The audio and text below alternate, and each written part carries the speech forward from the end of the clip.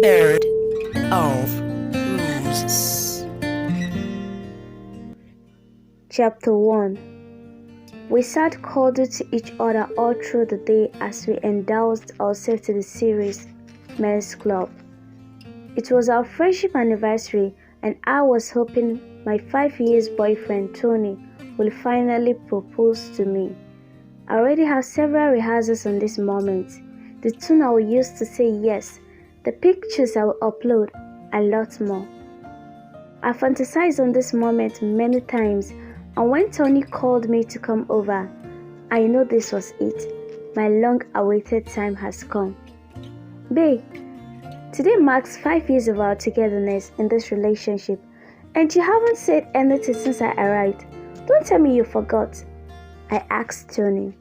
We've been on the same posture for over 3 hours, and Tony was busy laughing and dropping comments on the movie we were watching. Tony and I met during my second year at the university. He was our technical coordinator in the chapel and was very diligent. He played piano so well that he was sought after for it. It was always melodious when he played.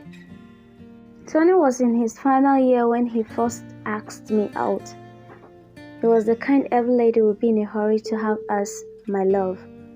Many ladies longed for him, although he had turned down many beautiful ladies. He was the crush of most ladies. I saw it as a great privilege to be the luckiest girl when he proposed to me. For this reason, I didn't think twice about accepting his proposal. We are yet to define the relationship, although we have been in it for 5 years. It was obvious Tony wasn't ready to make a meaningful move towards defining it. In fact, he flanked our anniversary. Come on, babe. Of course I remember. That was why I called you to come so that we can hang out, Tony said nonchalantly. But it's already evening. Do you have something special for me today? Of course I do. After you cook the food and we feed our bellies, then we go upstairs and you know what I mean, he said and blinked his right eye. Tony, that's not what I want to know. You should know what I want by now. Where is this relationship going? We both have lucrative jobs. You have conducive accommodation, and this is our 5th year in this relationship. You know that I'm not getting younger. When will you finally put a ring on this finger? I retorted and pointed to my ring finger. Oh, now I understand. But it's not my fault now. I told you the custom of my family. You must be pregnant first before I can marry you. Your refusal to is the reason we are yet to marry. Why your family, Tony? Please persuade your family. They will listen to you. I beseech. Why are you so concerned about remaining a virgin until we are married? After all, I'll still be the one to marry you. Are you hiding something from me? Tony asked, staring at me. Hiding what? If I have hidden anything from you, 5 years are enough for you to find out whatever it was. Tony, are you in any way trying to discard me? I asked pathetically. Babe, I won't think it, let alone do it. Never will I discard you. But wait, you have been selfish to me all this while. You are always protecting your virginity. You never show concerns for my feelings. Allow me into you, that way I'll know all of you. Just once, he salivated. Are we really going down that road, Tony? Remember I allowed you to see my nakedness just to prove my love for you. I can't define my body. My virginity is my pride, and that is my present to my husband after our wedding. Why eat an unripe apple when you can wait for it to ripe? I said and questioned him angrily. Okay, it is enough. I'm starving. Can you please check the food? Tony said, avoiding the topic. I moved from the living room to the kitchen. Luckily for me, the rice was well cooked and ready to be served. I dished the food into the food flasks, which I carried to the dining room and placed it on the dining table. I was about dishing the food into serving plates when we heard a knock at the door. Tony hurried and opened the door. Before him was a young pregnant lady whom he later allowed in. I was watching when Tony hugged and kissed this lady, then carried her luggages into the living room. I could not believe my eyes. I had to wipe my face with my hand to be sure I was not daydreaming. Seconds later, Tony returned, held the lady's hands, and they walked into the living room. I gently dropped the plate I was holding and went closer to know what exactly was happening. "You didn't call to tell me you will be back today," he said, surprised. "I planned to surprise you, and it worked," the lady said with a smile.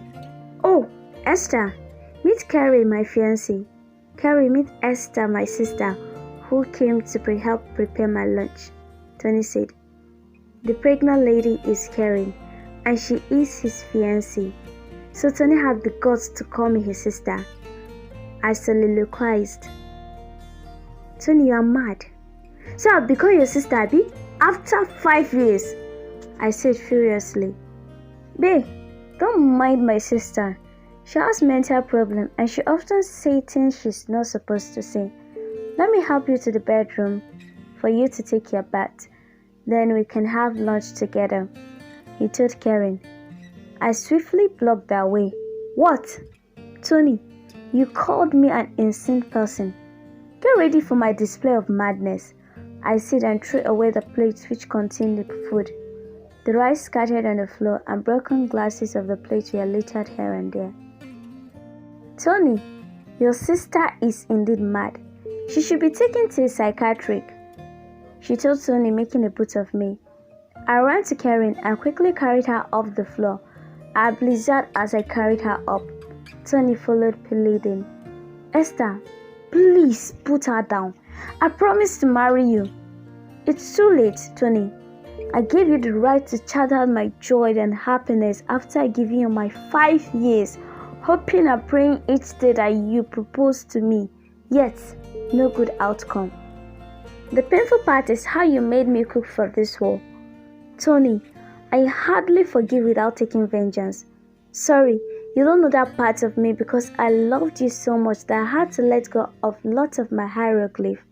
You just brought out the beast in me, and you have to feel what I'm feeling," I erupted. The lady was yelling and pleading, but I didn't listen. I was out for vengeance. I threw her to the floor, making sure her belly hit the floor so hard. I was after the termination of her pregnancy. Karen began to bleed. I heard Tony bawling my name. "Esther, what have you done?" he said. I picked my bag and fleetly dashed out of his house when I heard him mention police. I have done what can pacify my anger. Now he is feeling the pain I felt. But I'm afraid of going to jail due to this action of mine. To be continued. To follow this series, you can follow the author on Facebook at Rahila Yohana Bawa. You can share this series, but please do not edit the credit of the author and the details. Nightingale novel, inspired by God, written by Rahila Yohana Bawa. +234 8069 848422.